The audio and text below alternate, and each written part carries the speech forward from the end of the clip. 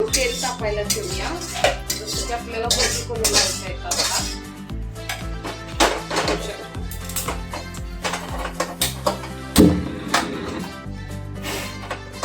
झटपट होणारी रेसिपी आहे.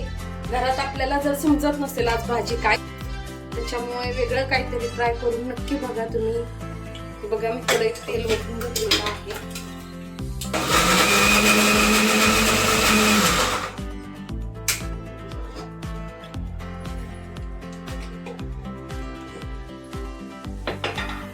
आपल्या आमटीचंही वाटण तयार झालेलं आहे.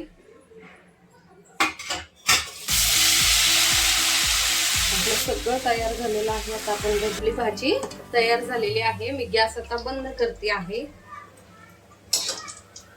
मस्त आणि झटपटीत होणारी भाजी आहे. भाजीची आमटी म्हणजे तुम्ही मी डाळ, हे बघा मस्त असा कट वगैरे आलेला आहे आपल्या भाजीला. त्याच्यावर थोडीशी कोथिंबीर टाकायची आहे. हे बघा अशा प्रकारे आपली मस्त भाज्याची आमटी तयार आहे. खूप छान आणि टेस्टी लागणारी रेसिपी आहे. तुम्ही नक्की करून बघा, तुम्हाला नक्की आवडेल. तुम्हाला जर माझी रेसिपी आवडली तर लाईक आणि कमेंट करा.